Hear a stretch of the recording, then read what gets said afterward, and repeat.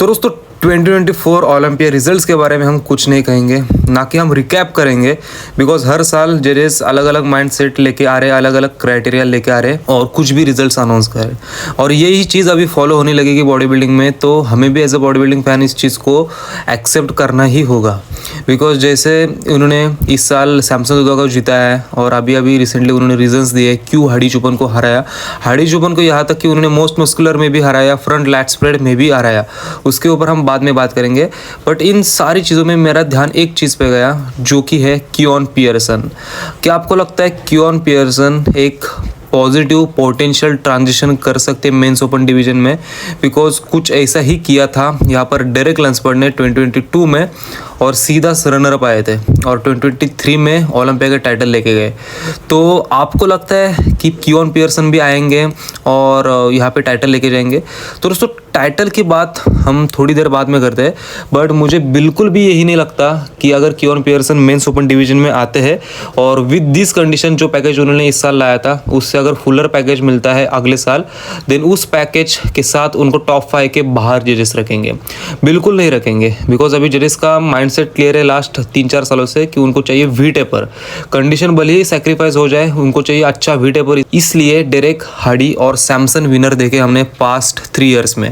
सो अगर कियोन पियर्सन आएंगे, बिकॉज उनके रियर फिजिक का कोई तोड़ ही नहीं है, यहाँ पर काफ़ी ज़्यादा डोमिनेटिंग बैटल देंगे सारे बॉडी बिल्डर्स को, यहाँ तक कि सैमसन दुदा को भी वो हरा सकते हैं अपने बैक डबल बाइसेप पोज में, बिकॉज उनके ग्लूट्स और हैमस्ट्रिंग्स मुझे लगता है सालों साल जितनी मेहनत कर रहे हैं उतनी मसल मैच्योरिटी भी बढ़ रही है। आपने इस साल उनके कॉर्ड्स में देखा ही होगा कितने स्ट्राइशंस आ रहे थे, कितने डीप कट्स आ रहे थे।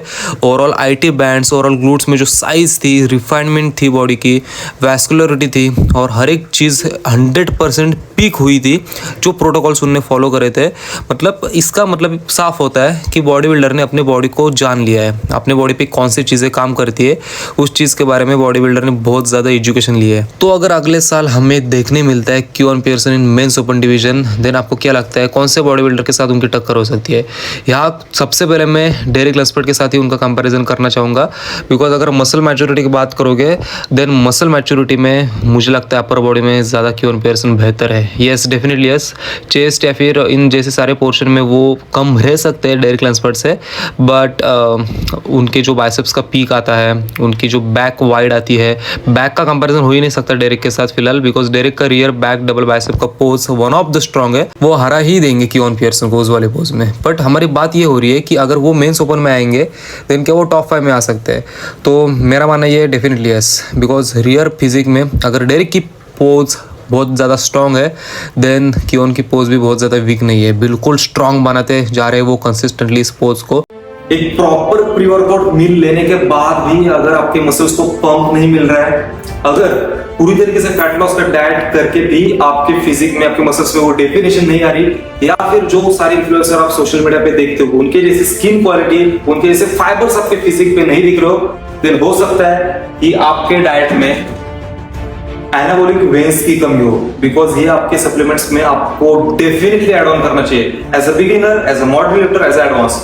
बिकॉज नाइट्रिक ऑक्साइड सबको पता है बनाना से मिलता है, इसलिए जिम के पहले हम बनाना कंज्यूम करते हैं, बट ये जो चीज है वो आपके नाइट्रिक ऑक्साइड का प्रोडक्शन करती है आपके बॉडी में, इसलिए आपकी ब्लड फ्लो ज्यादा तेजी से होने लगता है, बॉडी भी अच्छी तरीके से वार्म होती है, इंजरी के चांसेस भी काफी कम होते हैं। सेकंड थिंग ये होती है कि एनर्जी सडन आपकी ग्रो कर देता है, एनर्जी आपकी बढ़ जाती है जब आप जिम में आते हो और इसे कंज्यूम करते हो। 5-10 मिनट वर्कआउट करने के बाद आपको फील होगा कि आपकी energy automatically on the peak level है। उसके बाद सबसे इंपॉर्टेंट चीज जिसके बारे में ये वीडियो बन रही है, मसल डेफिनेशन। जैसे कि मैं अभी पोज कर रहा हूँ, पोजिंग करते हुए आप देखोगे कि मेरे मसल्स अभी ठीक हो चुके हैं, साइज भले ही छोटी हो, मसल की मैच्योरिटी बढ़ गई हो, बिकॉज ये टैबलेट मैं लास्ट 6 मंथ से कंटिन्यूअसली यूज कर रहा हूँ और मुझे genuinely and through the heart काफी अच्छे रिजल्ट्स मिले। अनदर थिंग, डिस्क्रिप्शन में आपको लिंक मिलेगी, जस्ट लिंक को ओपन करके प्रोडक्ट की समरी आप पढ़ लेना, कूपन कोड यूज करोगे तो आपको डिस्काउंट मिलने वाला है। Thank you so much, keep following and don't forget service viewers.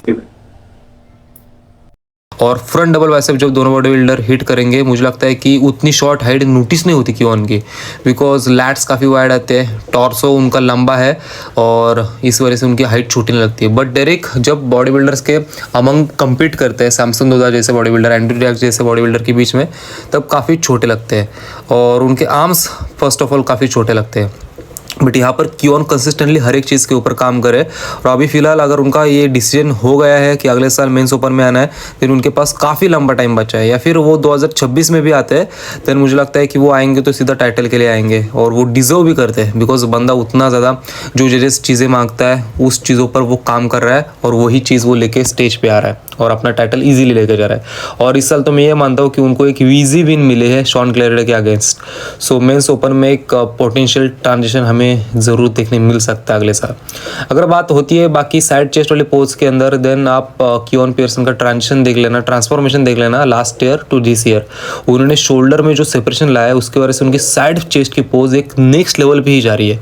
और वहाँ पे अगर आप कंपेयर करोगे डेरिक लैम्सफोर्ड को, देन डेरिक लैम्सफोर्ड की पोज हिट करने की तरीका काफ़ी मुझे बेहतर लग रहा है। उनकी चेस्ट में स्ट्राइशंस भी आ रहे, फाइबर्स भी आ रहे, मतलब ओवरऑल मुझे लगता है कि कुछ चीज़ों में अभी फिलहाल डेरिक उनसे आगे ही है, आगे ही रहेंगे।